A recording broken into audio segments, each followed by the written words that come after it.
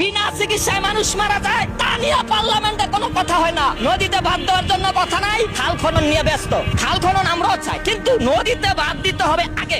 আজকে নদীতে বাদ দেওয়ার ব্যবস্থা নাই।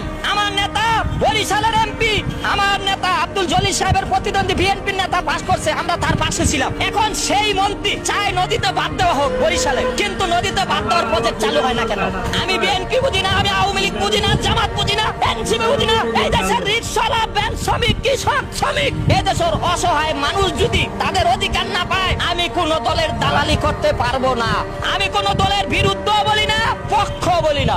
অসহায় মানুষ চিকিৎসার অধিকার পাবে, খাদ্যের অধিকার পাবে, বস্ত্রের অধিকার পাবে, শিক্ষার অধিকার পাবে, কর্মসংস্থানের অধিকার পাবে। এইটাই ছিল জুলাই আন্দোলনের মূল লক্ষ্য। আজকে জুলাই আন্দোলনের মূল লক্ষ্য থেকে যদি এনসিপি তোমরা সরে যাও, তোমাদের পাশে আমরা জনগণ নাই। অনেকে বলে খায়রুল মনে হয় বিএনপি কে নামানোর জন্য জুলাই আন্দোলনের বিরুদ্ধে লাগছে।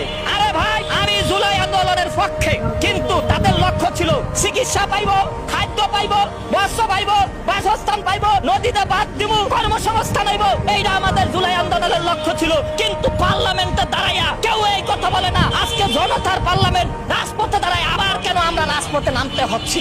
আমি রাজপথে আসি না, আমাকে এই প্রেস ক্লাবের আশেপাশে পাইবেন না।